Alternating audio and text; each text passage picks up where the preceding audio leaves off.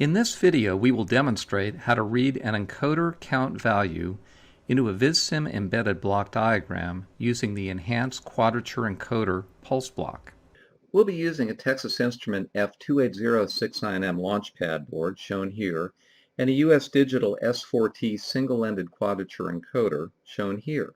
The launchpad has provisions for two encoder inputs shown here. Each is a 5-wire connection. Before we start, let's spend a minute to understand the quadrature encoder. As a quadrature encoder rotates, two square wave signals are generated, QEPA and QEPB. The number of square waves that occur in one rotation of the encoder is called the cycles per revolution, abbreviated CPR. As you can see in this illustration, QEPA and QEPB are 90 degrees out of phase. This allows direction to be determined. If the QEPA signal leads QEPB, the encoder is moving in one direction. If it lags, it's moving in the other. During one cycle, both square waves undergo two transitions, a rising edge and a falling edge. This produces 4 equally spaced transitions during a cycle. An encoder pulse occurs at each transition. For a quadrature encoder, we are interested in the number of pulses per revolution, abbreviated PPR.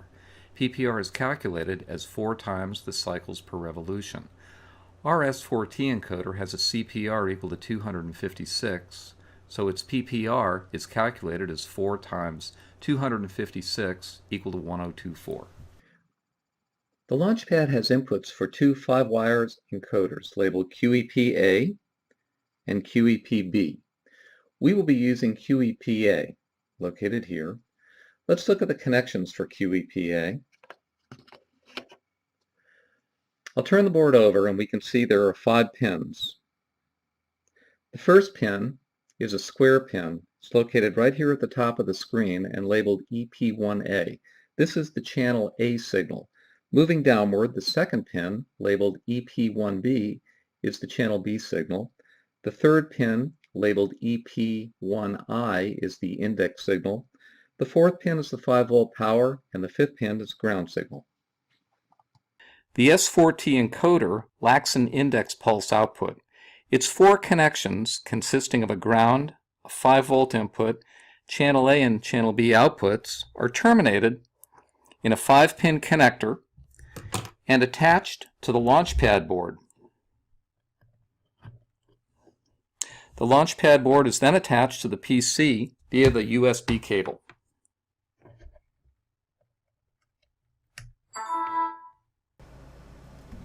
We are now ready to construct a VisSim embedded model that reads the S4T encoder angle and direction of rotation. 2 models are required, a source model and a debug model. Let's build the source model first. Beginning with the new VisSim screen, we navigate to the Embedded Piccolo menu and select the F28X config block. Place it on the screen. Confirm the CPU is set to the F28069M, the clock source is set to internal oscillator, and confirm the JTAG connection is set to the TI XDS 100V2 USB. Click OK, place the block on the screen. Next, we navigate to the Embedded Piccolo menu and select the EQEP quadrature encoder block. Place it on the screen. Right-clicking on the block reveals the encoder block parameters. Since the S4T is a quadrature encoder, the quadrature count mode is selected. We'll use default settings for the remaining parameters. The EQEP block top pin outputs the encoder pulse count. We'll convert this to degrees using a fixed point gain block. Under the Blocks Fixed Point menu, we'll select and place a gain block on the screen. Right-click on the block to expose its parameter. The gain is set to 360 degrees divided by 1024 pulses per revolution. We'll also select 10.16 format to allow 1 full revolution in degrees. After connecting the EQEP to the gain block, we'll create a compound block named S4T encoder. We'll label the top output pin to be degrees and the second output pin to be direction, and we'll delete the third output pin since it is not being used.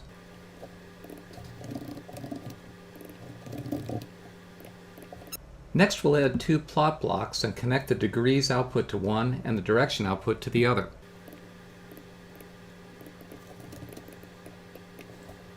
Now we'll save the source model as S4T encoder example. And we'll generate code by first selecting the S4T encoder compound block, then selecting the code gen option, making sure the include VisSim communication interface option is checked.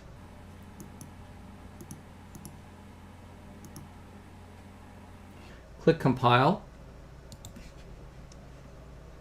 Acknowledge the DOS window prompt.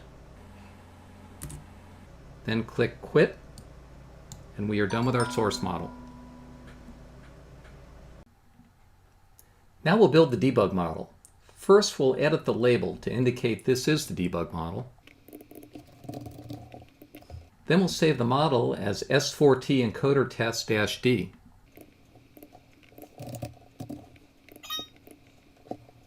Next, we'll navigate to the Embedded Piccolo Target Interface menu and select the Target Interface block. Place it on the screen and confirm it is configured with the target execution file we just created from our source model.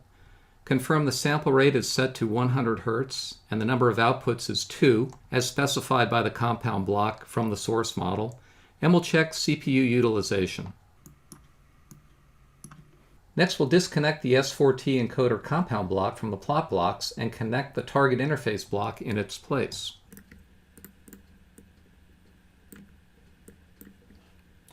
Under System Properties, we'll configure the model to run for 25 seconds with a time step of 0.01 seconds, and we'll select Real Time. We are now ready to run the debug model. After clicking Go, we see the model being loaded to the target in the upper left.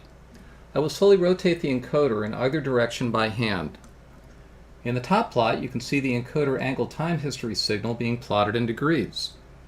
In the lower plot is the direction discrete. +1 is counterclockwise, -1 is clockwise. Notice the encoder angle began at 0 degrees. I will stop and restart the simulation. Notice the encoder angle begins at 0. This is because it is an incremental encoder and always initializes to 0 degrees. In the top plot, you can see the effect of the 10.16 scaling. If I rotate the encoder far enough to exceed the 512 value, we see the rollover occur to -512.